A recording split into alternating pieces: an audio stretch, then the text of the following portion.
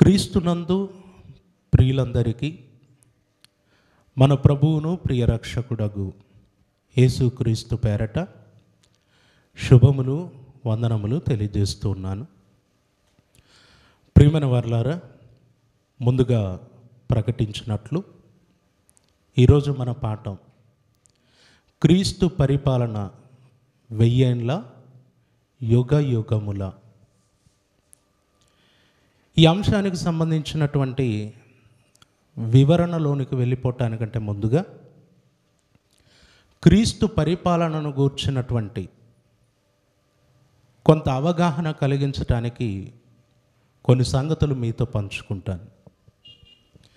క్రీస్తు పరిపాలనకు సంబంధించి నేటి క్రైస్తవ్యములో రకరకాలైనటువంటి అభిప్రాయాలు ఉన్నాయి.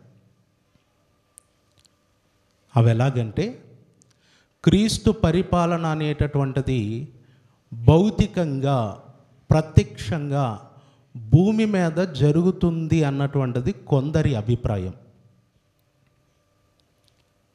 అంటే ఈరోజు మనం ప్రస్తుతం మన భారతదేశంలో ఈ భారతదేశాన్ని బీజేపీ పరిపాలిస్తున్నట్టుగా మనందరికీ తెలుసు. గతంలో కాంగ్రెస్ ప్రభుత్వం పరిపాలన చేస్తుంది. అంటే మనం ప్రస్తుతం ప్రత్యక్షంగా భౌతికంగా ఈ భారతదేశంలో ఎవరి అధికారం క్రింద ఉన్నాం? బీజేపీ అధికారం క్రింద ఉన్నాం. గతంలో ఎవరి అధికారం క్రింద ఉన్నాం? కాంగ్రెస్ అధికారంలో ఉన్నాం. ఒకప్పుడు కాంగ్రెస్ ఎలాగైతే పరిపాలించిందో, బీజేపీ ఎలాగైతే పరిపాలించిందో, యేసుక్రీస్తు కూడా భవిష్యత్తులో ఈ భూమి మీద తన రాజ్య స్థాపన చేసి 1000 ఏండ్లు మనల్ని పరిపాలించబోతున్నాడు అన్నది నేటి క్రైస్తవ్యములు అనేకులకు ఉన్నటువంటి నిరీక్షణ. ఎందుకంటే ఇప్పుడు మనం అన్యాయాలు చూస్తున్నాం, మోసం చూస్తున్నాం, అక్రమాలు చూస్తున్నాం. ఏమండి, సమాజంలో జరగకూడని పాపమంటూ ఏది లేదు. భయంకరమైనటువంటి పాపాలు ఈ ప్రపంచంలో జరుగుతూ ఉన్నాయి, సమాజంలో జరుగుతున్నాయి. భయంకరమైనటువంటి అన్యాయం జరుగుతుంది. గనుక ఇలా ఈ ప్రపంచంలో మనుషుల అధికారము క్రింద ఉండటాన్ని బట్టి మనుషుల పరిపాలనలో నీతి లేదు, న్యాయం లేదు, పాపముతో నిండిపోయింది. ఎక్కడా సమాధానం లేదు. ఇదిగో మన ప్రభు పరిపాలన రాబోతుంది. ఆయన పరిపాలనలో మనకు ఏ బాధ ఉండదు, ఏ సమస్య ఉండదు, నీతి న్యాయం ఉంటుంది.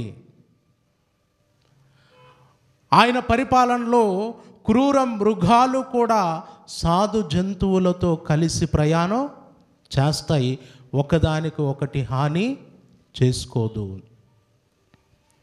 చాలా అద్భుతమైనటువంటి పరిపాలన, నీతివంతమైనటువంటి పరిపాలన, ఇదిగో యేసుక్రీస్తు పరిపాలన రాబోతుంది అన్నది నేటి క్రైస్తవ్యంలో కొంతమంది నిరీక్షణ.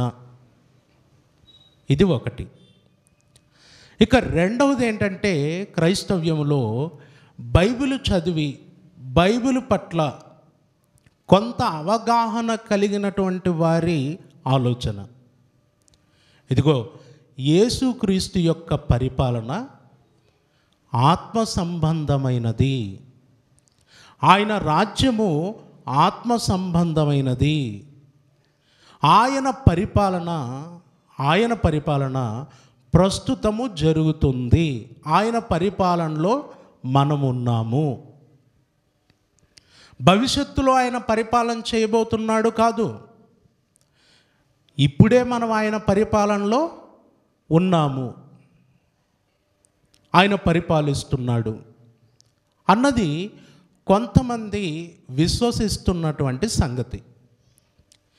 ఇప్పుడు ఇక్కడ ఉన్నటువంటి వారిలో చాలా మట్టుకు క్రీస్తు రాజుగా రాజ్యస్థాపన చేసి ఆయన పరిపాలిస్తున్నాడు, ఆయన పరిపాలనలో ఉన్నాము అన్న విశ్వాసం కలిగిన వారే ఇక్కడ ఎక్కువగా ఉన్నారని నేను నమ్ముతున్నాను. ఉన్నారా? అలాంటి అభిప్రాయం కలిగిన వారే ఉన్నారు. మీలో క్రీస్తు పరిపాలన ఇంకా రాలేదు, భవిష్యత్తులో రాబోతుంది. మనం ఎలాగైతే కాంగ్రెస్ గవర్నమెంట్ చూసామో, బీజేపీ గవర్నమెంట్ చూసామో, అలాగే యేసుక్రీస్తు పరిపాలన చూడబోతున్నాం అనేటటువంటి నిరీక్షణ కలిగిన వారికి మళ్ళీ నేను మొదటి నుండి రావాలి. వారికి చెప్పాలంటే మళ్ళీ ఏ పాఠం చెప్పాలి? ఏ పాఠం చెప్పాలి? ఇప్పుడు ఈ పాఠం పక్కకు పోద్ది. మళ్ళీ రాజ్యం అంటే ఏంటి, పాత నిబంధనలో రాజ్యం గురించిన వివరణ, పరిపాలన గురించిన వివరణ ఇక మొదటి నుండి రావాలి. అంటే నేను ఇందులో ఎక్కువ శాతం ఆ 10th అయిపోయి అట్లా కొంచెం ఇంటర్కి వచ్చారనుకుంటున్నా. వచ్చారా రాలేదా? ఏమంటే ఇంకా భౌతికమైనటువంటి ఆలోచన ఉన్నవారికైతే ఆత్మ సంబంధమైన దానిలోనికి తీసుకొని రావటం చాలా కష్టం, కొంచెం టైం పడుతుంది.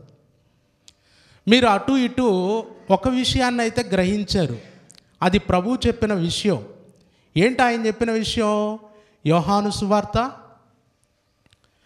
18వ అధ్యాయము 36వ వచనం. యేసు, నా రాజ్యము ఈ లోక సంబంధమైనది కాదు, నా రాజ్యము ఈ లోక సంబంధమైనది కాదు. అంటే ఒక బీజేపీ గవర్నమెంటులా అండ్ ఒక కాంగ్రెస్ గవర్నమెంటులా, ఇంకా లోక రాజ్యాలు అధికారంలో ఉండి చేస్తున్నాయి కదా పరిపాలన భౌతికంగా.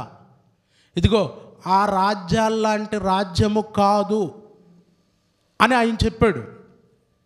ఇది మీలో అనేకులు గ్రహించారు, ఈ సంగతి ఎరిగిన వారై ఉన్నారు. ఇది ఎరిగిన వారై ఉంటేనే నేను మొదటి పాఠం చెప్పాల్సిన అవసరం లేదు, డైరెక్ట్గా విషయంలోకి వెళ్తాను. ఇక్కడ ప్రభు అంటున్నాడు, నా రాజ్యం ఈ లోక సంబంధమైనది కాదు, నా రాజ్యము ఈ లోక సంబంధమైనది అయితే నేను యూదులకు అప్పగింపబడకుండునట్లు నా సేవకులు పోరాడుదురు, కానీ నా రాజ్యము ఇహ సంబంధమైనది కాదనను. ఇహ సంబంధమైనది కాదు. పిలాతు అడిగాడు, నువ్వు యూదులకు రాజువా అని అంటే ప్రభు ఏమన్నాడు?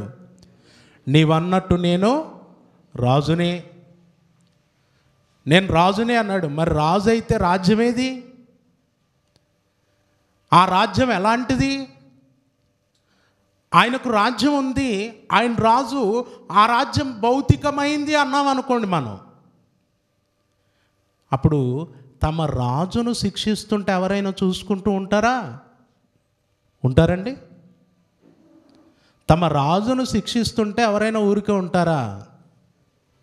ఇప్పుడు చూడండి, సోషల్ మీడియాలో ఏమండి మనకున్నటువంటి మరి వైఎస్ఆర్సీపీ ప్రభుత్వం ఉంది ఇక్కడ, అలాగే గతంలో టీడీపీ. ఇప్పుడు ఈ రాష్ట్ర ముఖ్యమంత్రి వైఎస్ జగన్మోహన్ రెడ్డి గారు, ఆయనను ఎవరైనా ఏమైనా కామెంట్ చేస్తూ పెట్టారనుకోండి, వెంటనే ఏం చేస్తారు మిగతా వాళ్ళు, ఆయన అభిమానులు? వెంటనే దానికి కౌంటర్గా ఏదో ఒకటి పెడతా ఉంటారు. చంద్రబాబు గారిని ఏమన్నా అన్నారనుకోండి, వెంటనే ఆయన అభిమానులు ఏం చేస్తారు? స్పందిస్తారు, జగన్ గారి మీద ఏదో పెట్టడానికి చూస్తారు.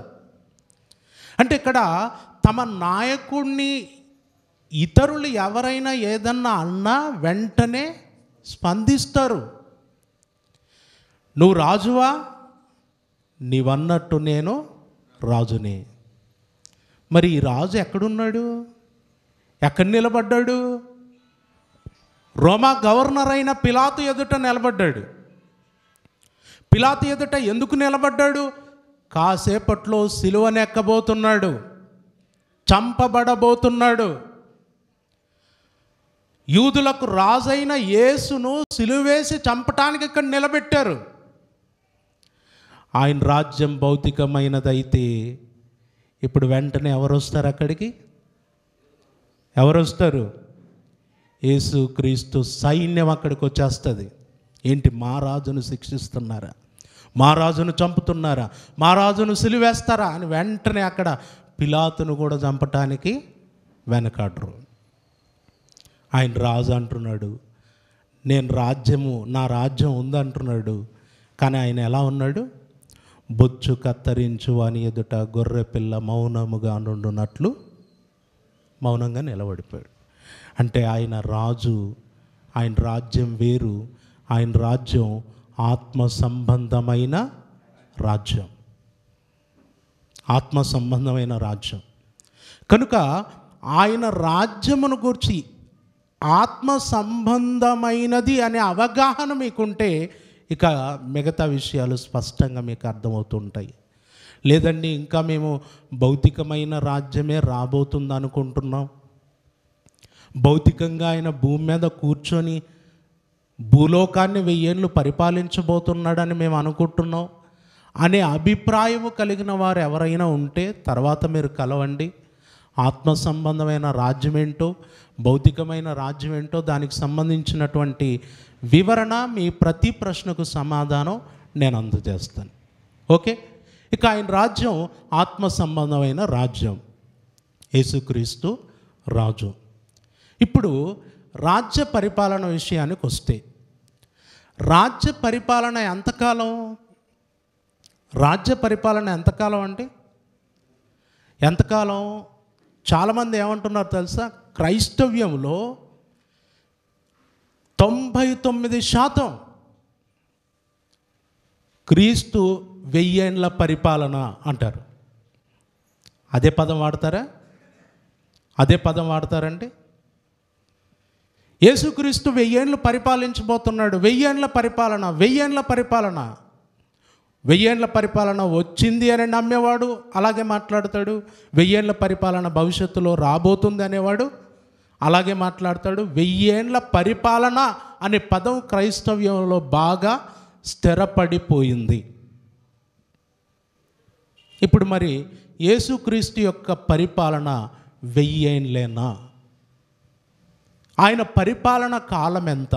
ఒకసారి లూకాసు వార్త చూద్దాం. లూకాసు వార్త 1వ అధ్యాయము 31వ వచనం. ఇదిగో నీవు గర్భము ధరించి కుమారుని కని ఆయనకు యేసు అను పేరు పెట్టుదు. యేసు గొప్పవాడై సర్వోన్నతుని కుమారుడు అనబడును.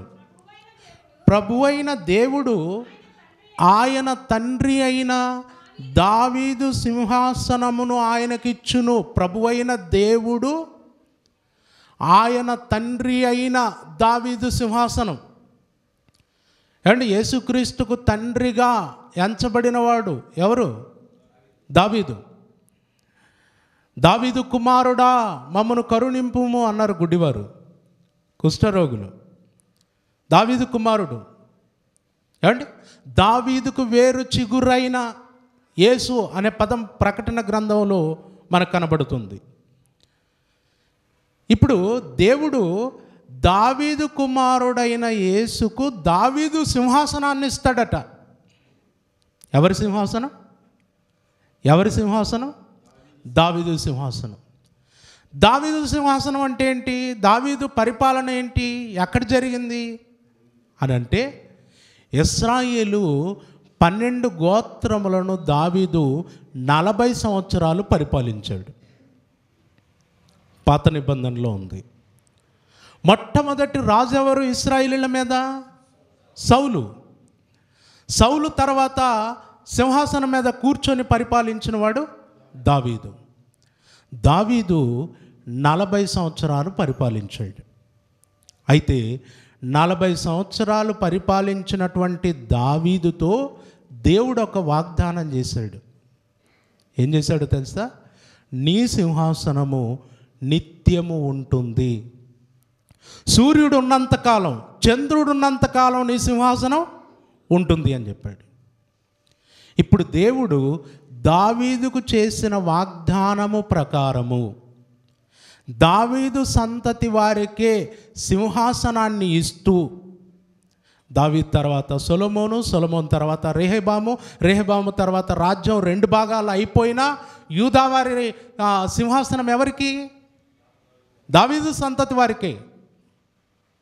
అలా తీసుకొచ్చి యెకొన్యా అనేవాడి దగ్గర రాజ్యం గురించి దేవుడు చెప్పాడు, ఇతని సంతానములో ఎవడు సింహాసనం మీద కూర్చోడు. అక్కడ ఆపేసి ఇప్పుడు కన్యక ద్వారా యేసుక్రీస్తును జన్మింపచేస్తూ ఆయనను భూమి మీదకు పంపుతూ ఆయనను గురించి చెప్తున్నాడు. ఆయన సర్వోన్నతుని కుమారుడు అనబడును. ప్రభువైన దేవుడు ఆయన తండ్రి అయిన దావీదు సింహాసనమును ఆయనకిచ్చును. అంటే ఇప్పుడు దేవుడు దావీదుతో చేసిన వాగ్దానం ప్రకారం ఏంటి వాగ్దానం? నీ సింహాసనము సూర్యుడున్నంతకాలం, చంద్రుడున్నంతకాలం ఉంటుంది అని చెప్పాడు. నా తోడు అని ప్రమాణం చేశాడు. ఇప్పుడు ఆ ప్రమాణాన్ని నిలబెట్టుకోవటానికి దేవుడు ఆ దావీదు సింహాసనాన్ని ఎవరికి ఇస్తాడట? యేసుక్రీస్తుకి ఇస్తాడట. యేసుక్రీస్తుకి ఇస్తాడు. ఆయన ఆ సింహాసనం మీద కూర్చుంటాడు. కూర్చొని పరిపాలన ఎంతకాలం? 33వ వచనం, ఆయన యాకోబు వంశస్థులను యుగ యుగములు ఏలును. ఆయన రాజ్యము అంతము లేనిదై ఉండు. రాజ్యానికి అంతము లేదు, అలాగే పరిపాలనకు అంతం లేదు. ఇప్పుడు క్రీస్తు రాజ్య పరిపాలన ఎంతకాలం అంటే ఏం చెప్తారండి? యుగ యుగములు ఆయన ఏలును అని రాయబడింది. క్రీస్తు పరిపాలన అంతము లేనిది, యుగ యుగములు ఉంటుంది.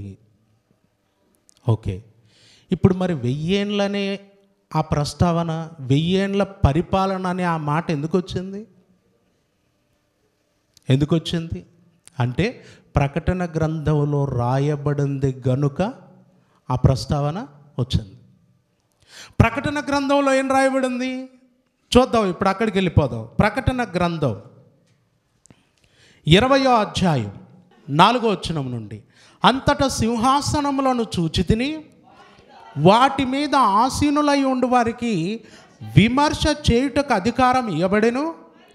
మరియు క్రూర మృగముకైనను దాని ప్రతిమకైనను నమస్కారము చేయక తమ నొసళ్ళ యందు గాని చేతుల యందు గాని దాని ముద్రను వేయించుకొనని వారిని యేసు విషయమై తామిచ్చిన సాక్ష్యము నిమిత్తమును దేవుని వాక్యము నిమిత్తమును శిరఛేదనము చేయబడిన వారి ఆత్మలను చూచితిని.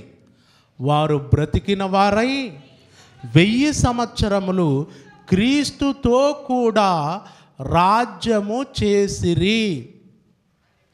1000 సంవత్సరములు క్రీస్తుతో కూడా రాజ్యము చేసిరి. 1000 సంవత్సరములు రాజ్యము చేసిరి అని ఇక్కడ రాయబడింది గనుక ఈరోజు క్రైస్తవ్యములో ఏ మాట స్థిరపడిపోయింది? ఏ మాట? 1000 ఏండ్ల పరిపాలన అనే మాట స్థిరపడిపోయింది. 1000 ఏండ్ల పరిపాలన అనే మాట స్థిరపడిపోయింది. ఓకే, ఇప్పుడు 1000 ఏండ్ల పరిపాలన, 1000 ఏండ్లు ఆయన ఏలును అనే పదం కానీ, క్రీస్తుతో కూడా వారు 1000 సంవత్సరములు ఏలుదురు అనే మాట కానీ ఇక్కడ ఉందండి? ఎక్కడుందా? లేదు. 1000 ఏండ్లు రాజ్యము చేయుదురు, క్రీస్తుతో కూడా రాజ్యము చేయుదురు. అంటే రాజ్యము చేయటం అంటే పరిపాలన చేయటమా? రాజ్యము చేయటం అంటే పరిపాలన చేయడమా? నేను ఒకసారి దీని గురించి మాట్లాడుతూ ఉంటే అయిపోయిన తర్వాత ఒక ఆయన వచ్చి చెప్పాడు, మంచి స్పీకర్ ఆయన, బాబు నీకు తెలీదు, ఇంగ్లీష్ బైబిల్లోకి వెళ్ళు, రాజ్యం చేయటం అంటే పరిపాలన చేయటమే అన్నాడు. రాజ్యం చేయటం అంటే పరిపాలన చేయటమే అని చెప్పాడు. సరే, పరిపాలన కాలం ఎంత? మీరున్నారా పోయారా? పరిపాలన కాలం ఎంత? ఏ రెండు చెప్తారు? ఇదివరకు ఏం చూసాం మనం? యుగ యుగములు ఆయన ఏలును, యుగ యుగములు ఆయన ఏలును. ఇప్పుడు 1000 ఏండ్లంటే యుగ యుగముల. ఆయన అన్నాడు 1000 ఏండ్లు అనేటటువంటిది దీర్ఘకాలం. 1000 ఏండ్లంటే దీర్ఘకాలం. కాబట్టి 1000 ఏండ్లు అన్నా యుగ యుగములు అన్నా రెండు ఒకటే అన్నాడు.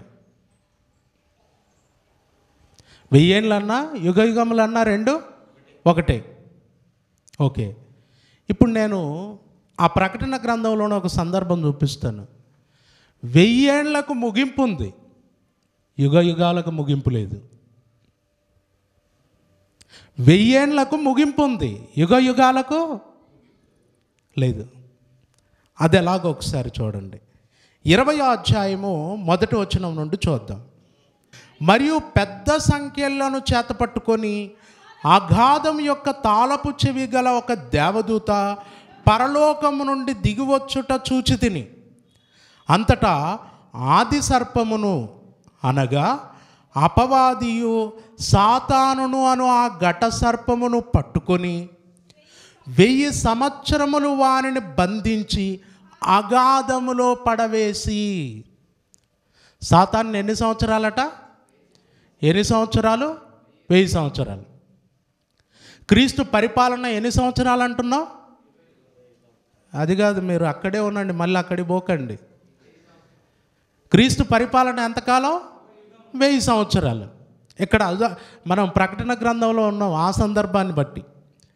ఇప్పుడు 1000 సంవత్సరాల పరిపాలన, 1000 సంవత్సరాలకు ముగింపు ఉంది అంటున్నాను నేను. యుగ యుగాలకు ముగింపు లేదు. 1000 సంవత్సరాలకు ఎలా ముగింపు ఉందో చెప్తున్నాను.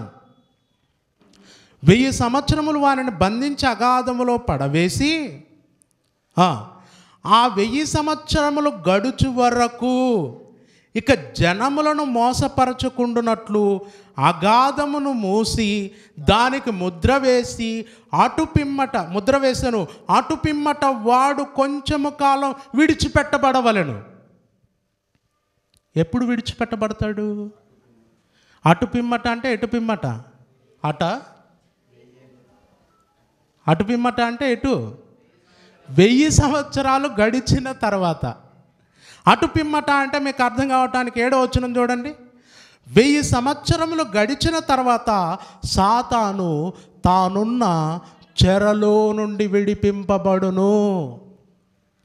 1000 సంవత్సరాలు గడిచిపోతుంది, 1000 సంవత్సరాలకు ముగింపు ఉంది. 1000 అంటే దీర్ఘకాలం, యుగ యుగాలు అని చెప్పకండి. 1000 సంవత్సరాలకు ఏముంది? ఇక్కడ ముగింపు ఉంది. అయితే ఇక్కడ మన వాళ్ళు వాడేటటువంటి లాజిక్ ఇక్కడ ఇంకొకటి ఉంది. ఏంటో తెలుసా? పైన సాతాను బంధింపబడిన 1000 వేరు, క్రింద క్రీస్తు రాజ్య పరిపాలన 1000 వేరు. అంటే ఈ 20వ అధ్యాయంలో ఎన్ని వేలు ఉన్నాయి? ఎన్ని వేలమ్మా?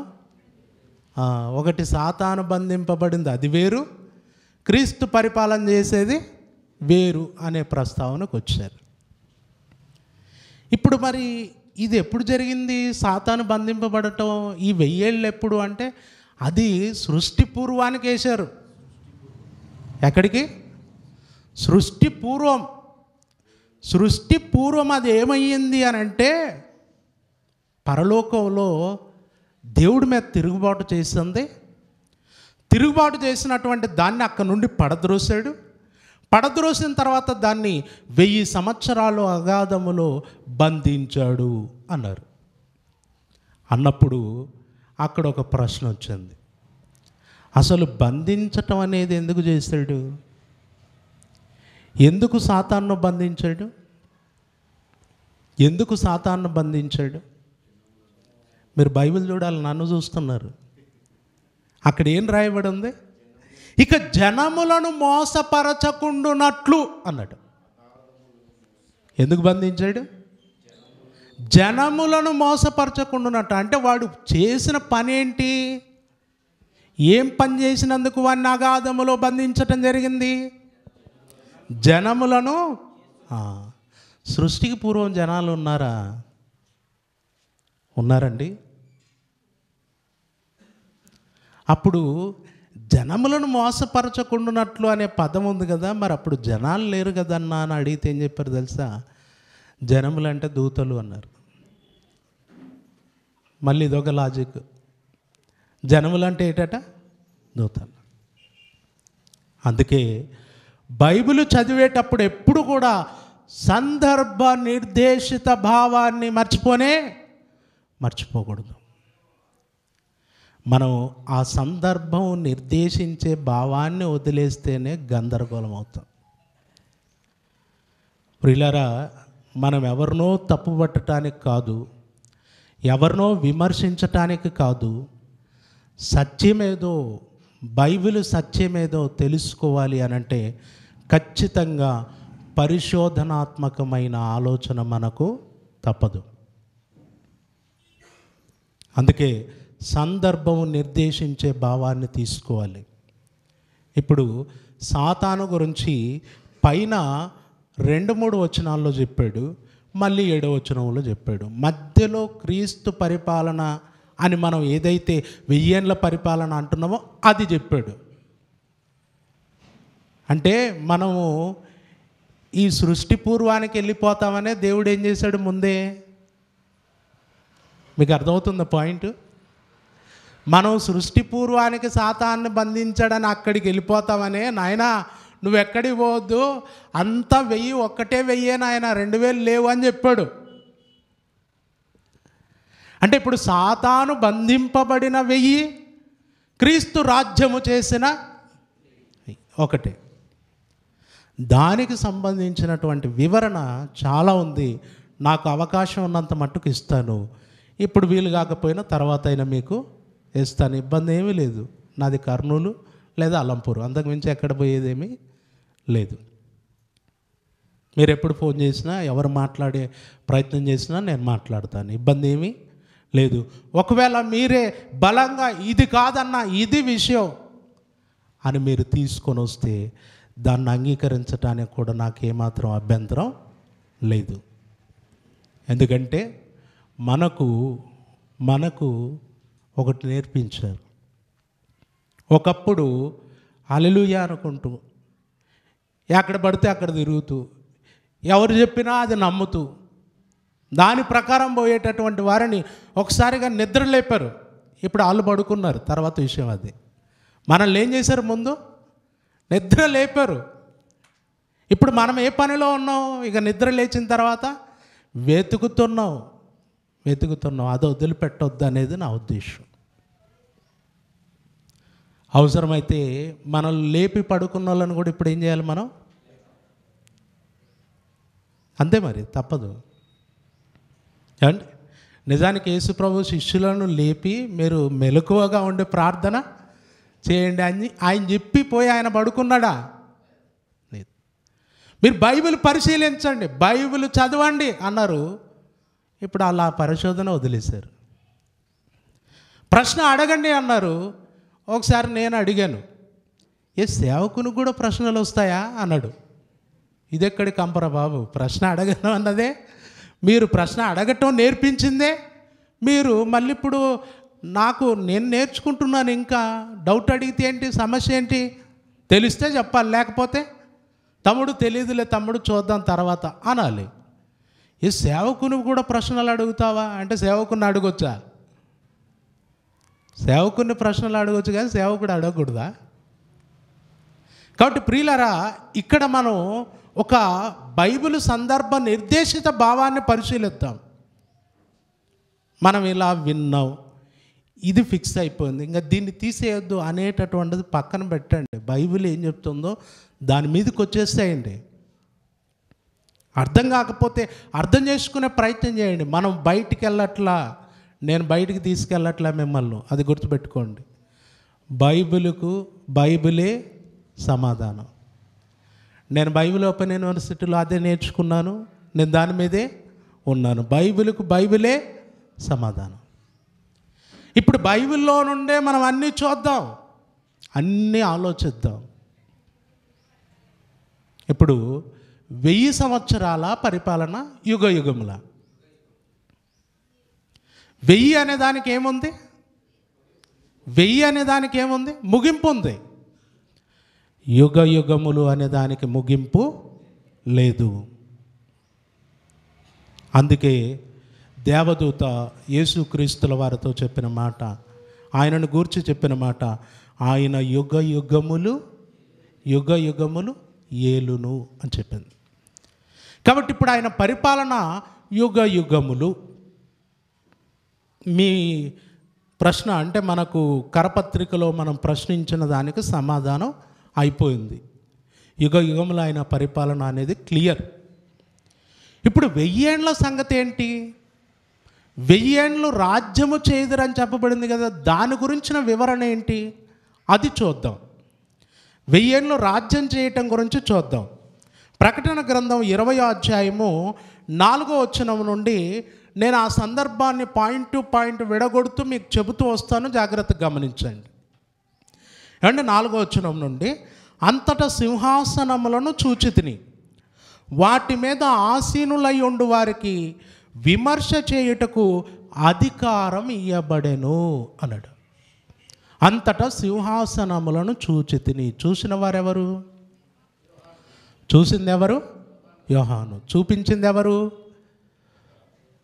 ఎవరు? మనమేనా? యేసుప్రభు పంపిన దూత. ప్రతిదీ యోహాను గారు అప్పటికి పద్మాసు దీపమున పరవాసిగా ఉన్నాడు, చెరలో ఉన్నాడు. చెరలో ఉన్నటువంటి యోహాను గారికి త్వరలో సంభవింపబోయే సంగతులన్నీ కూడా చెప్పి, ఆ సంగతులన్నీ కూడా 7 సంఘములకు రాసి అందించటానికి దేవుడు తన దూతను పంపించాడు. తన దూత ద్వారా అన్నీ చూపిస్తున్నాడు. ఇప్పుడు యోహాను గారు ఒకటి చూశారు, సింహాసనాలను చూశాడట. ఏం చూశాడు? సింహాసనాలు. ఆ సింహాసనాల మీద కూర్చున్న వారికి ఏం అధికారం ఉంది? విమర్శ చేయుటకు, అంటే తీర్పు తీర్చుటకు అధికారము కలిగి ఉంది. ఎవరు ఆ సింహాసనాల మీద కూర్చున్నవారు? ఇంతకు ఏవి ఆ సింహాసనాలు? వాళ్ళు తీర్చేటటువంటి ఆ తీర్పు ఏంటి అని మనం ఆలోచిస్తే ఒకసారి చూద్దాం. మత్తయి సువార్త 19వ అధ్యాయము 28వ వచనం. యేసు వారితో ఇట్లా, నేను యేసు ప్రభువును 12 మంది వెంబడిస్తున్నారు. వారు ఆయన పిలవగానే సమస్తమును ఏం చేశారు? అన్ని విడిచిపెట్టి ఆయనను వెంబడించారు. వారిలో పేతురు అడిగాడు, ప్రభువా, మేము నువ్వు పిలవగానే సమస్తం విడిచిపెట్టి వచ్చాము, మాకేం దొరుకుతుంది అని అడిగాడు. ఎందుకంటే ఆయన అప్పటికే స్వస్థతలు చేస్తున్నాడు, చనిపోయిన వారిని బ్రతికిస్తున్నాడు, ఆకలి ఉన్న వారికి రొట్టెలు చేపలు పెడుతున్నాడు. ఆయన ఏదైనా చేయగలిగే సమర్థుడుగా ఉన్నాడు. ఆయన పిలుపు విని అన్నీ విడిచిపెట్టి వచ్చిన వారు అపోస్తులు. అసలు మాకేం దొరుకుతుంది ప్రభువా, ఏమిస్తావు మాకు అని అడిగాడు. అడిగితే అప్పుడు ప్రభువు వారితో చెప్తున్నాడు, ప్రపంచ పునర్జననమందు మనుష్య కుమారుడు తన మహిమ గల సింహాసనం మీద ఆసీనుడై ఉండునప్పుడు, అండ్ తన మహిమ గల సింహాసనం మీద ఈయన ఏమవుతాడట? యేసుప్రభు ఏమవుతాడు? ఆసీనుడు అవుతాడు. ఆయన మహిమ గల సింహాసనం మీద ఆసీనుడు అవుతాడు. ఇక్కడ చూడండి, లూకాసు వార్తలో దేవదూత చెప్పిన మాట ఏంటి? ఆయన తండ్రి అయిన దావీదు సింహాసనమును ఆయనకు ఇచ్చును. అంటే యేసు ప్రభు ఎక్కడ కూర్చోవాలి? సింహాసనం మీద కూర్చోవాలి. ఏ సింహాసనం మీద కూర్చోవాలి? దావీదు సింహాసనం మీద కూర్చోవాలి. ఇప్పుడు ప్రభు ఇక్కడ ఏమంటున్నాడంటే, మనుష్య కుమారుడు తన మహిమగల సింహాసనం మీద ఆసీనుడై ఉంటాడు. నేను ఆసీనుడు అవుతాను. ఎందుకంటే ఇచ్చును అని చెప్పింది దేవదూత. ఇస్తాడు, దేవుడు ఇస్తాడు. తన తండ్రి అయిన దావీదు సింహాసనము యేసుక్రీస్తుకి ఇవ్వబడుతుంది అని చెప్పింది దేవదూత. ఇప్పుడు సింహాసనం ఇవ్వబడినప్పుడు ఈయన వెళ్ళి అక్కడ కూర్చుంటాడు. అప్పుడు వెంబడించిన మీరు 12 గోత్రముల వారికి తీర్పు తీర్చుటకై 12 సింహాసనాల మీద మీరు కూడా కూర్చుంటారు. అంటే మీకు కూడా ఏమి ఇవ్వబడుతుంది? మీకు కూడా సింహాసనాలు ఇవ్వబడతాయి. సింహాసనాల మీద కూర్చుంటారు. కూర్చొని ఏం చేస్తారు? 12 గోత్రముల వారికి తీర్పు. ఎందుకు 12 గోత్రముల వారికి తీర్పు తీరుస్తారు? ఎందుకు 12 గోత్రముల వారికి తీర్పు తీరుస్తారు? మీరు లూకాసు వార్త మర్చిపోకూడదు. ఆయన యాకోబు వంశస్థులను యుగ యుగములు ఏలును. యాకోబు వంశస్థులు ఆయన అధికారం క్రిందికి రావాలి అని అంటే అపోస్తులు వారికి తీర్పు తీర్చి ఆయన దగ్గరికి తీసుకొని రావాలి. అందుకే ఆయన యాకోబు వంశస్థులను ఏలుతాడని అక్కడ చెప్పబడింది.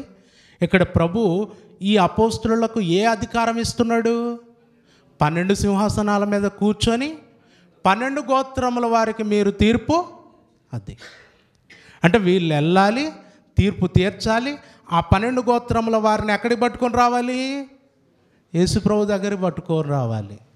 అప్పుడు ఈయన యాకోబు వంశస్థులను ఏం చేస్తాడు?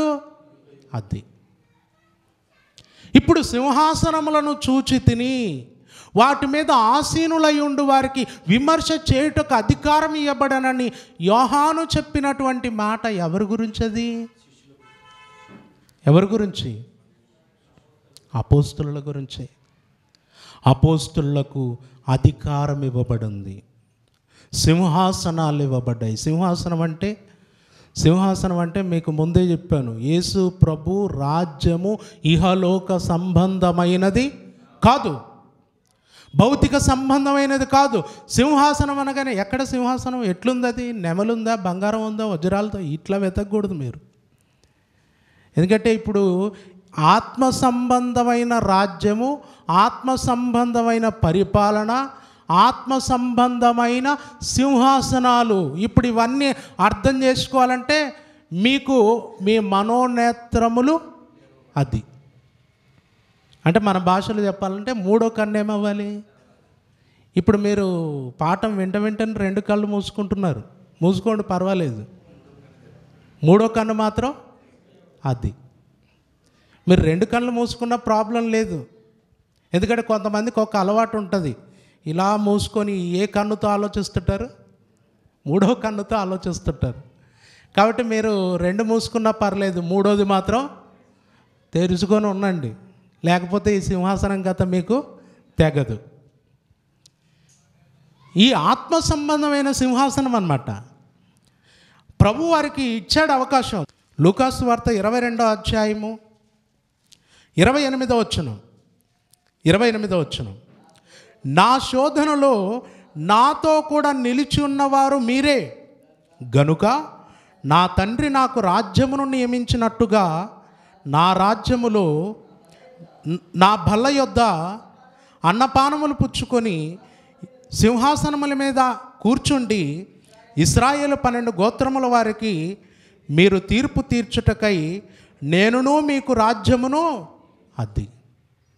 సింహాసనములను చూచి తిని వాటి మీద ఆసీనులై ఉండు వారికి విమర్శ చేయుటకు అధికారం ఇవ్వబడెను.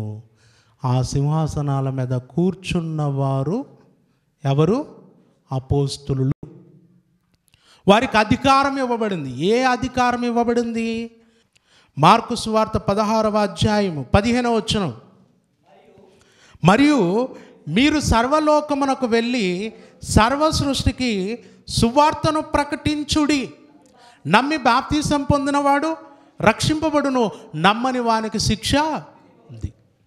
వీరికి ఇవ్వబడిన అధికారం ఏంటంటే ఇదిగో సువార్తను ప్రకటించే అధికారం. సువార్త ప్రకటించి తీర్పు తీర్చి అనేకులను ప్రభు కొరకు సంపాదించేటటువంటి అధికారం అపోస్తలులకు ఇవ్వబడింది. అందుకే సువార్త, మత్తయి సువార్త, మార్కు సువార్త, లూకా సువార్త, యోహాను, ఆ సువార్తను ప్రకటించే అధికారం, సమాజానికి అందించేటటువంటి అధికారం అపోస్తలులు కలిగి ఉన్నారు. వారు సువార్త ప్రకటించి తీర్పు తీర్చారు. కాబట్టి ఆ 4వ వచనంలో మొదటి పాయింట్ అయిపోయింది. ప్రకటన గ్రంథం 20వ అధ్యాయము 4వ వచనంలో అంతటా సింహాసనములను చూచితిని, వాటి మీద ఆసీనులై ఉండు వారికి విమర్శ చేయుటకు అధికారం ఇవ్వబడెను. అపోస్తలులకు అధికారం ఇవ్వబడింది. వారే తీర్పు తీర్చువారు, అధికారం కలిగిన వారు. ఓకే, నెక్స్ట్ పాయింట్ ఏంటి అందులో ఉన్నది?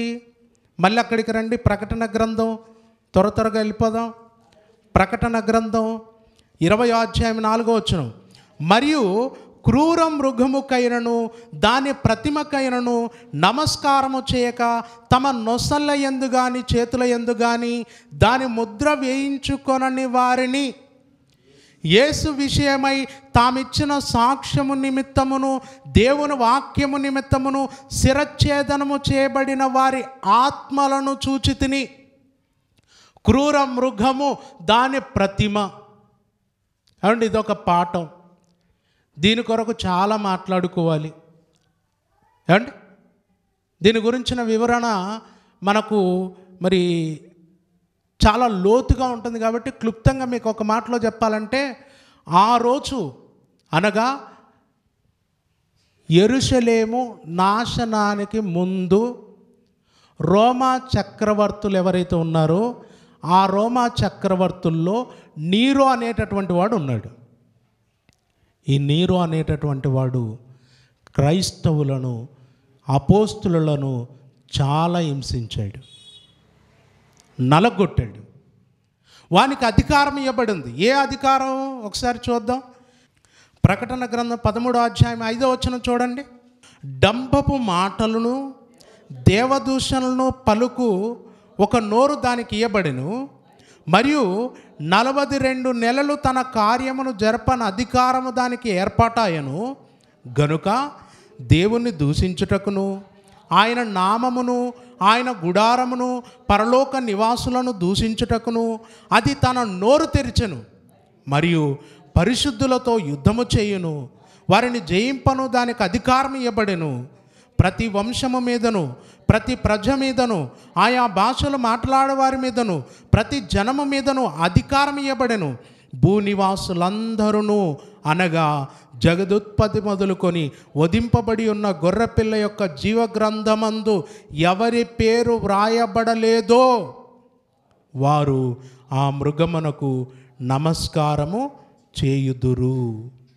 అంటే వారు ఆ మృగమునకు నమస్కారము చేయుదురు అంటే ఒక ఆ పైన మీరు 13వ అధ్యాయం 1వ వచనము నుండి చూస్తే అది రాజులను గూర్చిన వివరణ.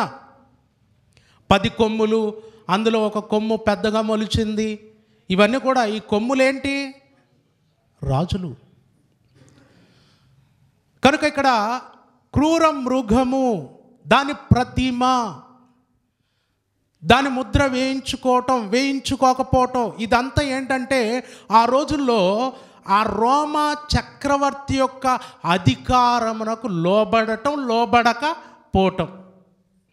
సింపుల్గా ఒక మాటలో చెప్పాలంటే, అధికారమునకు లోబడిన వాడు క్రీస్తుకు దూరం అవుతాడు, వాని అధికారమునకు లోబడిన వాడు క్రైస్తవుడిగా నిలబడతాడు.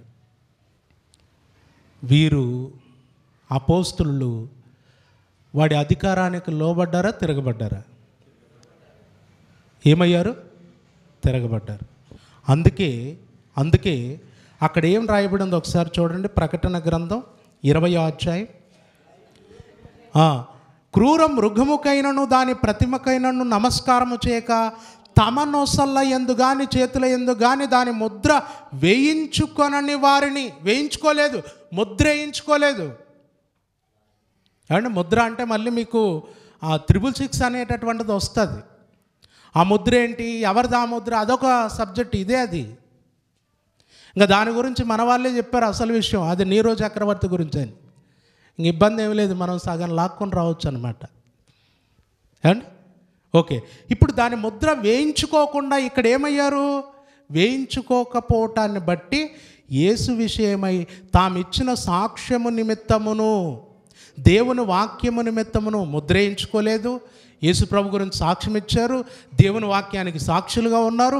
ఇలా ఉండటాన్ని బట్టి శిరచ్ఛేదనము అంటే అపోస్తలులు క్రీస్తుకు సాక్షులుగా, దేవునికి వాక్యానికి సాక్షులుగా ఉండటాన్ని బట్టి వాళ్ళు ఏమయ్యారు శిరచ్ఛేదనం చేయబడ్డాడు. అసలు యోహాను గారు పద్మాసు దీపమును ఎందుకున్నారు? యోహాను గారు పద్మాసు దీపమును ఎందుకున్నారు? ప్రకటన గ్రంథం 1వ అధ్యాయము 9వ వచనం, మీ సహోదరుడును యేసును బట్టి కలుగు శ్రమలోను రాజ్యములోను సహనములోను పాలివాడనైన యోహానును నేను దేవుని వాక్యము నిమిత్తమును యేసును గూర్చిన సాక్ష్యము నిమిత్తమును పద్మాసు దీపమున పరవాసినైతిని. ఇదిగో దేవుని వాక్యం నిమిత్తం నేను ఇక్కడ పడ్డాను. యేసుక్రీస్తుని గురించి నేను సాక్ష్యం ఇచ్చినందుకు నన్ను తీసుకొచ్చి ఇక్కడ పడేశారు. అంతకు మునుపు అపోస్తులు కూడా చంపబడ్డారు. ఎందుకు చంపబడ్డారంటే దేవుని వాక్యము నిమిత్తం క్రీస్తుకు సాక్షులుగా నిలిచినందుకు. ఆ క్రూరమృగము యొక్క ముద్ర వేయించుకోకుండా ఉండటాన్ని బట్టి వాళ్ళు హతసాక్షులయ్యారు. ఇప్పుడు వారి ఆత్మలను బలిపీఠము క్రింద చూచితిని అన్నాడు యోహాను గారు. మళ్ళీ 20వ అధ్యాయానికి రండి. యేసును విషయమై తామిచ్చిన సాక్ష్యము నిమిత్తమును దేవుని వాక్యము నిమిత్తమును శిరచ్ఛేదనము చేయబడిన వారి ఆత్మలను బలిపీఠము క్రింద చూచితిని. వారు క్రీస్తుకు సాక్షులై చంపబడ్డారు. సాతాను యొక్క ముద్ర వారు వేయించుకోలేదు, క్రూర మృగము యొక్క ముద్ర వారు వేయించుకోలేదు. అలా వేయించుకొనని వారు అపోస్తలులు హతసాక్షులయ్యారు. ఇక్కడ 2 పాయింట్లు మీరు గమనించాలి. మొదట, సింహాసనములను చూచితిని, వాటి మీద విమర్శ చేయుటకు అధికారము కలదు. ఎవరు సింహాసనముల మీద కూర్చున్నవారు? విమర్శ చేయుటకు అధికారం కలిగిన వారు ఎవరు? అపోస్తలులు. రెండవది, క్రూర మృగము యొక్క ఆ ముద్ర వేయించుకొనక హతసాక్షులైన వారు కూడా ఎవరు? అపోస్తలులే. ఇక యోహానే చివరిలో ఉన్నాడు, పద్మాసు దీపములో ఉన్నాడు, ఆల్రెడీ చెరలోనికే వచ్చాడు. ఇప్పుడు వారు బ్రతికిన వారై అనే పదం చూడండి అక్కడ. ఏమంటే ప్రకటన గ్రంథం 20వ అధ్యాయం 4వ వచనంలో వారు బ్రతికిన వారై అంటే ఇక్కడ చాలా ఆలోచించాను నేను. ఎందుకంటే పైన శిరచ్ఛేదనం చేయబడిన వారు, చంపబడ్డారు అని పైన చెప్పాడు. బలిపీఠం క్రింద వారి ఆత్మలను చూశాను అని చెప్పాడు. కిందికి వచ్చేసరికి వారు బ్రతికిన వారై అన్నాడు. చాలామంది 1000 ఏళ్ల పరిపాలన భవిష్యత్తులో ఉందని నమ్మటానికి కారణం ఈ మాట కూడా. ఈ మాట, వారు బ్రతికిన వారై అంటే పరిపాలన అనేది జరుగుతుంది. ఎప్పుడు జరుగుతుందంటే క్రీస్తు కొరకు మనం హతసాక్షులమైన మనము ఒకరోజు మృతులలో నుండి తిరిగి వచ్చిన తర్వాత, బ్రతికిన తర్వాత పరిపాలన జరుగుతుంది. ఈ మాటను బట్టే కొంతమంది వాదన. కానీ ఇక్కడ వారు బ్రతికిన వారై అంటే ఏంటి అని అంటే, ఈ పైన హతసాక్షులైన వారు ఏమండి సాతాను యొక్క క్రూర మృగం యొక్క ముద్ర వేయించుకొనని వీరు మొదట బ్రతికిన వారు. వీరేంటి బ్రతికిన వారు అంటే ఎలా బ్రతికిన వారు అంటే ఇక్కడ దేవుని వాక్యంలో మరణము అంటే భౌతికమైన మరణమే కాదు, ఆత్మ సంబంధమైన మరణం కూడా ఉంది. పాపముల చేత, అపరాధముల చేత చావటం కూడా అదేంటి? మరణమే. ఎఫెసీ పత్రిక 2వ అధ్యాయం 1వ వచనం చూస్తే, మీరు మీ అపరాధముల చేతను పాపముల చేతను చచ్చిన వారై ఉండగా ఆయన మిమ్మును క్రీస్తుతో కూడా బ్రతికించను. వారు బ్రతికిన వారై అంటే సింహాసనాల మీద కూర్చొని విమర్శ చేయుటకు అధికారము కలిగిన వారు ఎవరు? బ్రతికిన వారు. అంటే పాపముల నుండి విమోచించబడి, ధర్మశాస్త్రమును చెర నుండి విడిపించబడి క్రీస్తు నొద్దకు వచ్చిన వారు బ్రతికిన వారు. ఇక్కడ బ్రతికిన వారు అంటే మృతులలో నుండి భౌతికంగా తిరిగి లేచి బ్రతుకుతారని అక్కడికి వెళ్ళిపోకూడదు మనం. వారు బ్రతికిన వారంటే ఏంటి? క్రీస్తులో పునరుద్ధానం చెందారు, బ్రతికారు. ఎప్పుడు? పెంతెకోస్తు పండుగ దినం. పరిశుద్ధాత్మలోను అగ్నిలోను వారికి ఏం జరిగింది? బాప్తిసం జరిగింది. ఆ బాప్తిసములో వారు ఏమయ్యారు? బ్రతికారు. వారు బ్రతికిన వారై ఏం చేశారు? 1000 సంవత్సరములు క్రీస్తుతో కూడా రాజ్యము, అది క్రీస్తుతో కూడా ఏం చేశారు? రాజ్యము చేశారు. ఇక్కడ ఒక విషయాన్ని గమనించాలి. రాజ్యము చెయ్యటం వేరు, పరిపాలన చేయటం వేరు. రాజ్యం చేయటం వేరు, పరిపాలన చేయటం వేరు. రాజ్యం చేయటం 1000 సంవత్సరాలు, పరిపాలన చేయటం యుగములు. మళ్ళీ రాజ్యం చేయటం అంటే 1000 ఏండ్లు అంటే 1000 ఏండ్లైనా అక్షరార్థంగా అంటే అది కాదు. మళ్ళీ దానికి ఒక విషయం ఉంది, మళ్ళీ అది కూడా కాదు. కాకపోతే ఇక్కడ రూపకలంకారంగానే ప్రకటన గ్రంథంలో ఏ విషయాన్నైనా చెప్తాడు. చెప్పింది చెప్పినట్టుగా అక్షరార్థంగా తీసుకోవటానికి కుదరదు. కాబట్టి ఇక్కడ 1000 అంటే 1000 కూడా కాదు, మళ్ళీ దానికి వివరణ ఉంది, తర్వాత నేను ఇస్తాను. అయితే ప్రియులారా, ఇక్కడ రాజ్యము చేయటము వేరు, పరిపాలన వేరు. ఈ పాయింట్ మీకు అర్థం కావటానికి ఒక మంచి మాట చూపిస్తాను. దానియేలు గ్రంథం 2వ అధ్యాయము 44వ వచనాన్ని స్పష్టంగా చదవండి, జాగ్రత్తగా చూసుకుంటూ చదవండి. చాలాసార్లు ఈ సందర్భాన్ని మనం చదివి ఉంటాం, ఇప్పుడు జాగ్రత్తగా చూడండి. ఆ రాజుల కాలములలో అంటే ఇక్కడ ఒక విగ్రహం ముందు మనకు దర్శనంలో కనబడుతుంది. ఆ విగ్రహంలో 4 రకాలైన లోహాలు ఉంటాయి. శిరస్సు బంగారము, తర్వాత వెండి, ఇత్తడి, తర్వాత ఇనుము, మట్టి. ఈ 4 రాజ్యాలకు సూచన. అంటే బబులోను రాజ్యం, మాదీయ పారసిక రాజ్యం, గ్రీకు రాజ్యం, రోమా రాజ్యం. ఇప్పుడు క్రింద మనం చూస్తే 42వ వచనం నుండి చూడండి. 42వ వచనం నుండి,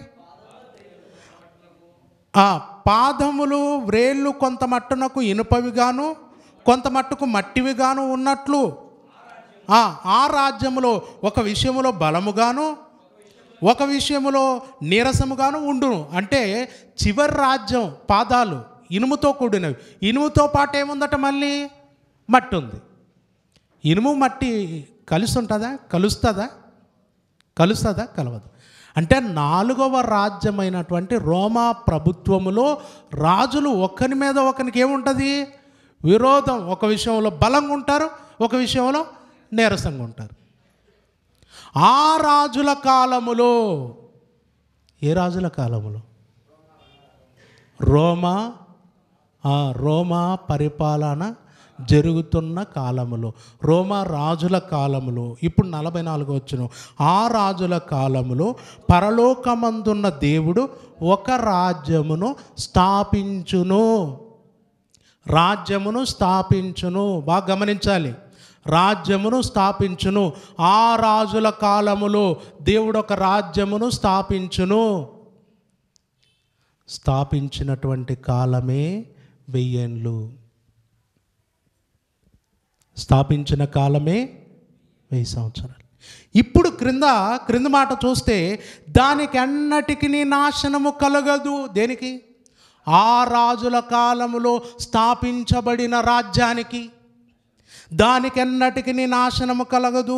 ఆ రాజ్యము దాన్ని పొందిన వానికి గాక మరి ఎవనికి చెందదు.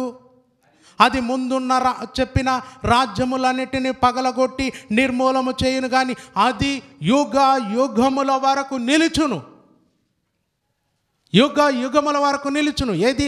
క్రీస్తు రాజ్యం, దేవుడు స్థాపించే రాజ్యం యుగ యుగముల వరకు నిలుచును. అంటే ఇక్కడే రెండు ఉన్నాయి చూడండి. రాజ్యస్థాపన చేయటం, చేయబడిన రాజ్యము యుగ యుగములు నిలవటం. ఇప్పుడు క్రీస్తుతో కూడా రాజ్యము చేసిరి. ప్రకటన గ్రంథం. రాజ్యము చేసిరి. ఎంతకాలం చేశారు రాజ్యం? ఆ రాజ్యం ఎంతకాలం ఉంటుంది? పరిపాలన ఎంతకాలం? అర్థమైపోయింది మీకు. లైన్కి వచ్చారా? రాలేదంగా. ఇప్పుడు ఇల్లు కట్టామండి. ఇది కట్టాం. ఇల్లు ఎన్ని సంవత్సరాలు అయింది? ఎన్ని సంవత్సరాల్లో కట్టాం? 1 సంవత్సరంలో కట్టాం, 2 సంవత్సరాల్లో కట్టాం. ఈ ఇల్లు 2 సంవత్సరాల్లో కట్టాం. ఈ ఇల్లు ఎన్ని రోజులు ఉంటుంది?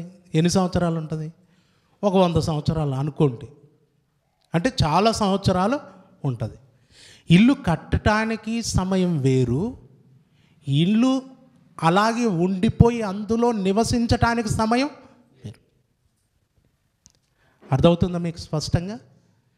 ఇల్లు కట్టిన కాలం ఏదైతే ఉందో నిర్మాణ కాలం, దాని గురించి చెప్తున్నాడు ప్రకటన గ్రంథం 20వ అధ్యాయంలో. ఎవరు కట్టారు, ఎలా కట్టారు, ఎవరెవరు కలిసి కట్టారు, అది ఏమండి. నిర్మాణ కాలం వేరు, నిర్మాణం అయిన తర్వాత అది నిలిచి ఉండే కాలం వేరు. ఇప్పుడు ఆ నిర్మాణ కాలములో, అంటే ఆ 1000 ఏళ్ళ నిర్మాణ కాలములో నిర్మించిన వారెవరు? అపోస్తులు. అపోస్తులు ఎవరితో కలిసి నిర్మించారు? అది. ఇప్పుడు ఆ నిర్మాణం అపోస్తులు చేశారు. ఎలా చేశారో ఒకసారి చూద్దాం. ఆయనతో కలిసి చేశారో లేదో ఒకసారి చూద్దాం. మత్తయి సువార్త 28వ అధ్యాయం 18వ వచనం నుండి 18వ వచనం. అయితే యేసు వారి యొద్దకు వచ్చి, పరలోకమందును భూమి మీదను నాకు సర్వాధికారం ఇవ్వబడి ఉన్నది. అంటే ఆయన పునరుద్ధానుడయ్యాడు, తిరిగి లేచాడు.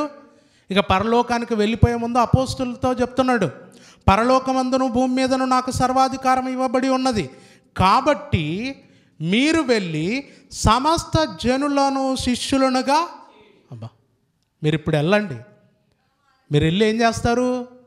సమస్త జనులను శిష్యులుగా చేయండి. ఎందుకంటే వారు బ్రతికిన వారై క్రీస్తుతో కూడా ఏం చేశారు? అది రాజ్యం చేశారు. ఇప్పుడు రాజ్యం చేయటానికి ఆయన ఏం చేస్తున్నాడు? వారిని పంపుతున్నాడు. మీరు వెళ్ళి సమస్త జనులను శిష్యులనుగా చేయుడి, తండ్రి యొక్కయు కుమారుని యొక్కయు పరిశుద్ధాత్మ యొక్కయు నామములోనికి వారికి బాప్తిసమిచ్చుచు, నేను ఏ ఏ సంగతులు ఆజ్ఞాపించుతునో వాటన్నిటిని గైకొనవలనని వారికి బోధించుడి. మీరు వెళ్ళండి, సువార్త ప్రకటించండి, నమ్మిన వారికి బాప్తిసం ఇవ్వండి, అన్ని ఆజ్ఞలు గైకొనమని చెప్పండి అని పంపుతున్నాడు. మరి ఈయన ఎక్కడెళ్తాడు? ఆరిని పంపించాడు. ఈయన ఎక్కడికి వెళ్తాడు? పరలోకమునకు వెళ్ళి తండ్రి కుడి పార్శ్వమున ఆసీనుడవుతాడు. ఈయన వెళ్ళి అక్కడ ఆసీనుడవుతాడు. కానీ ఏం చెప్పాడు? కింద చూడండి, ఇదిగో నేను యుగ సమాప్తి వరకు సదాకాలము. ఇదేంటి? అక్కడ ఉంటాడా, ఇక్కడ ఉంటాడా? తండ్రి కుడి పార్శ్వమున ఉంటాడా, ఇక్కడ ఉంటాడా? తండ్రి కుడి పార్శ్వమున ఆసీనుడయ్యాను అని చాలా లేఖనాలు ఉన్నాయి. తండ్రి కుడి పార్శ్వమున ఆసీనుడై ఉన్నాడు, కానీ అపోస్తులకు సహకారుడిగా కూడా ఉన్నాడు. ఎందుకంటే వారు క్రీస్తుతో కూడా ఏం చేశారు? అది. ఇప్పుడు మార్కు సువార్త చదవండి, ఇంకా స్పష్టంగా మీకు అర్థమవుతుంది. మార్కు సువార్త 16వ అధ్యాయము 19వ వచనంలో, ఇలాగూ ప్రభు అయిన యేసు వారితో మాట్లాడిన తర్వాత పరలోకమునకు చేర్చుకొనబడి దేవుని కుడిపార్శ్వమున ఆసీనుడై ఉండెను. వారు బయలుదేరి వాక్యమంతటా ప్రకటించిరి. ప్రభు వారికి సహకారుడై ఉండి వెనువెంట జరుగుచూ వచ్చిన సూచక్రియల వలన వాక్యము స్థిరపరచుచుండెను. వారికి సహకారుడై ఉండి అంటే వారితో కూడా ఆయన సహకారం అందిస్తున్నాడు. వారే కాదు రాజ్య నిర్మాణం చేసింది, వారే కాదు సువార్త ప్రకటించి సంపాదించింది. ప్రభువు ఉన్నాడు. ప్రభువు లేకపోతే కట్టడం ఎవరి తరం కాదు. ఆయన అన్నాడు, ఈ భూమి మీద ఏమండి నా సంఘమును కట్టుదును. పేతురు ఈ బండ మీద, క్షమించండి, ఈ బండ మీద నా సంఘమును కట్టుదును అన్నాడు. కడతాను అని ఆయన అన్నప్పుడు కట్టి ఆయన పరలోకములు వెళ్ళి కూర్చుంటే కట్టింది ఎవరు? అపోస్తులు. అలాగని అపోస్తులతో పాటు ఆయన లేడా? వారికి సహకారుడిగా ఉన్నాడు, సహకారుడిగా ఉన్నాడు. అపోస్తుల కార్యములు 2వ అధ్యాయము 47వ వచనం, ఆనందముతోనూ నిష్కపటమైన హృదయముతోనూ ఆహారము పుచ్చుకొనుచుండిరి, మరియు ప్రభువు రక్షణ పొందుచున్న వారిని అనుదినము వారితో చేర్చుచుండెను. వారికి సహకారుడై ఉండెను. సదాకాలం మీతో కూడా ఉన్నాను. ఇప్పుడు ప్రకటన గ్రంథంలో క్రీస్తుతో కూడా రాజ్యము చేసిరి అనే మాటకు సమాధానం దొరికిందా లేదా? అర్థమైందండి? యేసు ప్రభు పునరుద్ధానుడై ఎక్కడికి వెళ్ళిపోయాడు? పరలోకం వెళ్ళిపోయాడు. కానీ భూమి మీద అపోస్తులకు సహకారుడిగా ఉన్నాడు. ఆయన సహాయము చేత, ఆయన వలన వారు రాజ్యము చేశారు, సువార్త ప్రకటించారు, విస్తృతంగా ప్రకటించారు. సమయమనక అసమయమనక వెనువెంట త్వరగా ప్రకటించారు. ప్రకటించి రాజ్యము చేశారు. ఇప్పుడు మళ్ళీ ప్రకటన గ్రంథానికి రండి. 20వ అధ్యాయము 5వ వచనం, 1000 సంవత్సరములు క్రీస్తుతో కూడా రాజ్యము చేసిరి అని చెప్తూ కింద అంటున్నాడు, ఆ 1000 సంవత్సరములు గడుచు వరకు కడమ మృతులు బ్రతకలేదు. కడమ మృతులు అనంటే యేసు క్రీస్తు యొక్క సువార్త ప్రకటించే అధికారం అపోస్తులకు ఇవ్వబడింది. వారు వెళ్ళి ఇశ్రాయేలు 12 గోత్రముల వారికి ప్రకటిస్తున్నారు. అయితే ప్రకటిస్తూ ఉంటే వారిలో అనేకులు విశ్వసించారు, కొంతమంది సువార్తను వ్యతిరేకించారు. ఈ సువార్త మాకొద్దన్నారు, అంగీకరించలేదు, యేసును క్రీస్తుగా ఒప్పుకొనలేదు. అలా ఒప్పుకొనని వారు, అలా సువార్తను అంగీకరించని వారు కడమ మృతులు. వాళ్ళు ఏమవ్వలేదట, తర్వాత కూడా బ్రతకలేదు. ఈ 1000 సంవత్సరాలు ఈ రాజ్యం చేసే టైంలో వాళ్ళకు సువార్త చెప్పినా వాళ్ళు ఈ సువార్త మాకొద్దు అని వ్యతిరేకించటాన్ని బట్టి ఏమైపోయారు? వాళ్ళు బ్రతకలేకపోయారు. బ్రతకలేకపోయారు. ఒక మాట చూద్దాం. అపోస్తుల కార్యములు 5వ అధ్యాయము 12వ వచనం, ప్రజల మధ్య అనేకమైన సూచక్రియలను మహత్కార్యములు అపోస్తుల చేత చేయబడుచుండెను. మరియు వారందరూ ఏక మనస్కులై సొలొమోను మండపములో ఉండిరి. కడమ వారిలో ఎవడునూ వారితో కలుసుకొనుటకు తెగింపలేదు.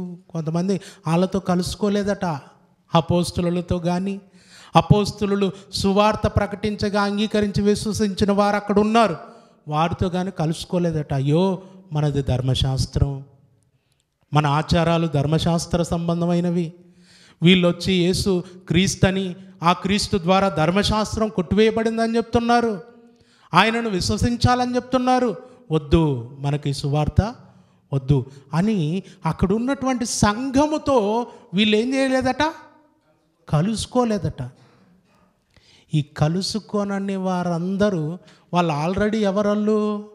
ధర్మశాస్త్రమను చెరలో ఉన్నవారు, పాపముల చేత అపరాధముల చేత చచ్చిన వారు. ఇప్పుడు కలుసుకోకపోవటం వల్ల, కలుసుకుంటే బ్రతుకుతారు, కలుసుకోకపోతే అంతే. కడమ మృతులు. అది 1000 ఏళ్ళ ఆ రాజ్యం చేసేంతవరకు వీళ్ళు బ్రతికింది లేదు, గట్టే శవాలు. కానీ వాక్యం రోజు వాళ్ళ పక్కనే వినపడుతుంది, కానీ వీడు బ్రతికే అవకాశం. ఇంకొక మంచి సందర్భం ఉంది.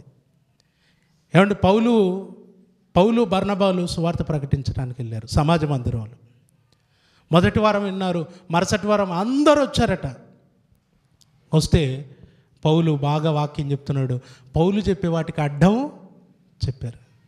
చెప్తే పౌలు అన్నాడు, ఇదిగో మొదట మీకు వాక్యం చెప్పుట ఆవశ్యకమే, అయితే మీరు దానిని విసర్జించి మిమ్మల్ని మీరే నిత్య జీవమునకు అపాత్రులుగా ఎంచుకొనిచున్నారు, కనుక మేము అన్ని జనుల యొద్దకు వెళ్ళుచున్నాము అన్నాడు. ఇప్పుడు ఇక్కడ ప్రకటించారు, అంగీకరించలేదు.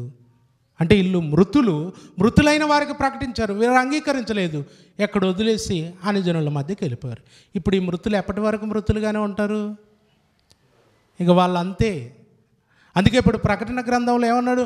ఆ 1000 సంవత్సరములు గడుచు వరకు కడమ మృతులు. అదే కడమ మృతులు బ్రతకలేదు. రండి మళ్ళీ అక్కడికి. ప్రకటన గ్రంథం 20వ అధ్యాయము 5వ వచనం. ఆ 1000 సంవత్సరములు గడిచి వరకు కడమ మృతులు బ్రతకలేదు. ఇది మొదటి పునరుద్ధానం. అంటే క్రీస్తులో బ్రతకటం, క్రీస్తునందు బ్రతికింపబడటం, అది మొదటి పునరుద్ధానం.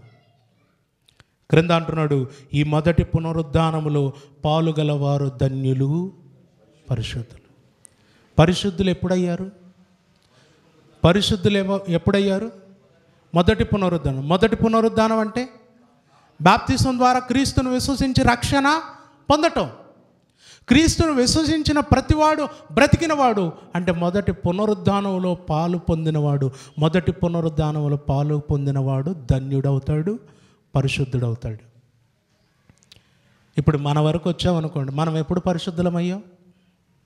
నేను ఇంకా మన వరకు రాలేదు. కానీ ఇప్పుడు ఒకవేళ మన వరకు వస్తే మనం ఆలోచిస్తే మనం పరిశుద్ధులమయ్యాం. ఎప్పుడయ్యాం? క్రీస్తును విశ్వసించటం ద్వారా, క్రీస్తును అంగీకరించటం ద్వారా, బాప్తిసం పొందుట ద్వారా మనము ఆయన రక్తములో కడగబడి పరిశుద్ధులో నీతిమంతులమయ్యాం. ఇది మొదటి పునరుద్ధానం. కనుక ప్రియులారా, యేసుక్రీస్తునందు విశ్వాసం ఉంచిన వారందరూ పునరుద్ధానములో పాలివారై, వారు బ్రతికిన వారై, ధన్యులై, పరిశుద్ధులై ఉన్నారు. ఆ విషయాన్ని చెబుతూ క్రింద అంటున్నాడు, ఇట్టి వారి మీద రెండవ మరణమునకు అధికారము లేదు, వీరు దేవునికిని క్రీస్తుకును యాజకులై క్రీస్తుతో కూడా 1000 సంవత్సరములు రాజ్యము, క్రీస్తుతో కూడా రాజ్యము చేస్తారు. ఇక్కడ మళ్ళీ ఒక చిన్న పాయింట్ ఉంది, అది నేను క్వశ్చన్ చేసి వదిలేస్తాను, తర్వాత భోజనం తర్వాత చెప్తాను. ఇక్కడ ఏంటంటే, పైన మనం చూస్తే పైన అపోస్తులులే కనబడతారు. అపోస్తులు క్రీస్తుతో రాజ్యం చేసిన వారెవరు? అపోస్తులు. క్రిందికి వచ్చేసరికి క్రింద అనేకులు అపోస్తులు సువార్త ప్రకటించగా వీని విశ్వసించి పునరుద్ధానం చెందారు, ధన్యులయ్యారు, పరిశుద్ధులయ్యారు. ఇప్పుడు ఇట్టి వారి మీద రెండవ మరణమునకు అధికారం లేదు. తర్వాత మళ్ళీ వాళ్ళు ఏమవుతారట? దేవునికిని క్రీస్తుకును యాజకులై క్రీస్తుతో కూడా 1000 సంవత్సరములు రాజ్యము. ఇప్పుడు మొట్టమొదటగా క్రీస్తు రాజ్యం చేయటానికి ఎంతమందిని ఎన్నుకున్నాడు? ఆ 12 మంది వెళ్ళి రాజ్యము చేసే పనిలో నిమగ్నమై రాజ్యము చేస్తుంటే మళ్ళీ వారి సువార్త ద్వారా అనేక మంది ఎక్కడికి వచ్చారు? వాళ్ళు కూడా ఏమయ్యారు? వాళ్ళే పనిలోకి వెళ్ళిపోయారు, వాళ్ళు కూడా రాజ్యం చేశారు. మొత్తం అపోస్తుల కార్యంలోనే తిరగాలి, మీరు ఎక్కడ తిరగకూడదు. అపోస్తుల కార్యంలోనే తిరగాలి. రాజ్యము చేసిరి, అపోస్తులు రాజ్యం చేశారు. అపోస్తులతో పాటు విశ్వసించిన వారందరూ ఏం చేశారు? మళ్ళీ సువార్త ప్రకటించారు. వారు కూడా రాజ్యమును విస్తరింపజేయటం, రాజ్య నిర్మాణములో పాలిభాగస్తులై ఒక అద్భుతమైనటువంటి క్రీస్తు రాజ్య నిర్మాణం జరిగింది. అది ఈ ప్రపంచంలోని రాజ్యములన్నిటికంటే ఉన్నతమైంది, గొప్పది. అది యేసుక్రీస్తు స్థాపించినటువంటిది. ఆ రాజ్యములోనే ఇప్పుడు మనం సభ్యులం. ఇప్పుడు మీరంతా ఎక్కడున్నారు? బీజేపీ గవర్నమెంట్లోనా? ఎక్కడున్నారు మీరు? అది మన కొరకు యేసుక్రీస్తు అపోస్తుల ద్వారా, అపోస్తుల పరిచర్య కాలములో స్థాపించినటువంటి ఆత్మ సంబంధమైన, అక్షయమైన, యుగ యుగాలు నిలిచిపోయే ఒక అద్భుతమైన రాజ్యాన్ని నిర్మించాడు.